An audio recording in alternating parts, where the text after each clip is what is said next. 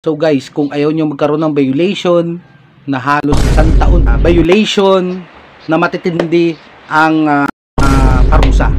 Itong video na ito ay para sa mga baguhan o gustong pumasok sa mundo ni Meta. Lahat ng videos ko ay not recommendable na. What's up mga kabilbil? Ayan, so mag-upload ako ng video na liwas dun sa content ko. Alam nyo kung bakit. Ayan. Itong video na ito ay para sa mga baguhan o gustong pumasok sa mundo ni Meta.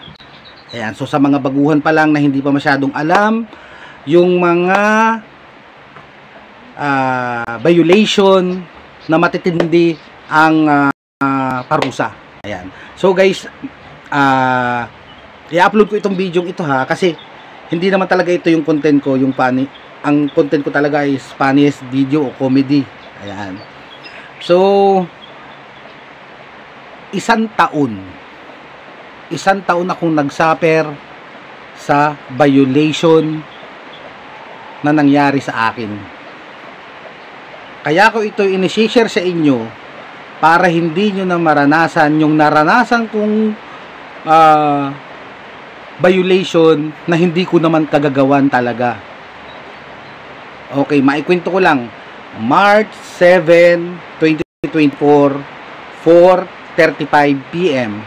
Hindi pa, siguro mga 4:30 lang. May dumaan na isang reels lang ito guys, reels. May dumaan na reels sa aking FYP. Ayan, may dumaan na reels. Na yung video na yon is isang tao na kabilang sa QI plus ba yun? Ayan, so sa LGBT. Ayan. So yung gay na yun, gay siya. Nakatambay siya sa isang gutter ng karsada. So nakaupo siya doon na binibidyo nung kasamahan niya na kita yung balls niya. Alam niyo yung balls, kita yung balls niya. So pinagtatawanan siya. At yung video na yun guys ay nag-trending o nag-viral. So alam niyo ba kung ilan ang views?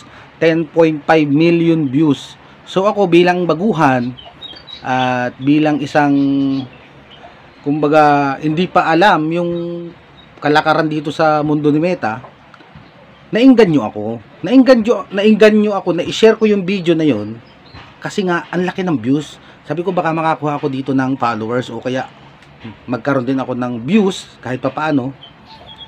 Ayan, so ang madaling salita guys, i-share ko yung video na yon, i-share ko.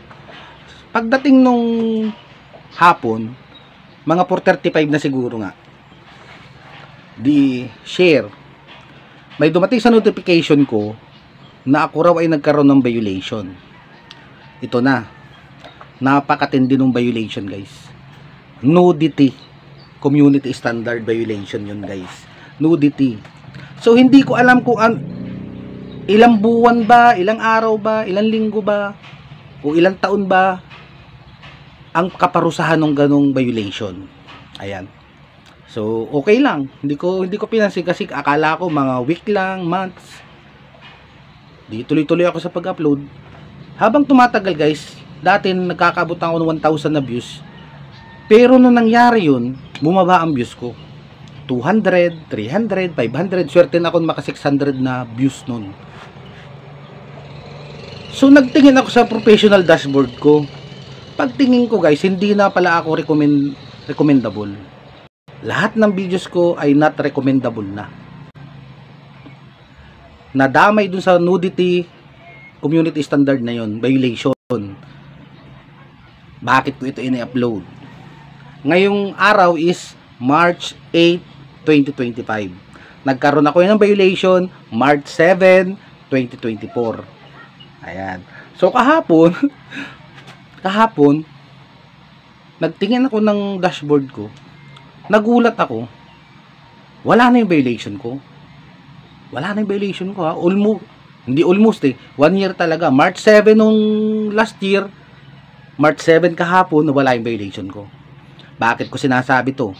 Bakit ako nag-share ng karanasan ko dito kay Meta? So guys, kung ayaw nyo magkaroon ng violation na halos isang taon talaga, at magsuffer ng isang taon na hindi mo naman sariling video na i-share mo lang, guys, ingatan yung mag-share ng video. Alam mo yun? Akala ko walang violation yun kasi naka 10.5 million views. Diba? Pero, yung pala, pag nagka-violation yung video na yun, lahat ng nag-share pala dun, damay. Damay-damay na guys. So, bakit ko to i-upload o bakit ko to i-share sa inyo? Guys, para maiwasan nyo na rin gumawa ng mga video na alam nyo magkaka-violation. Hindi to basta-basta violation guys. 1 taon yung paghihirapan to. Baka nga sumuko na kayo eh.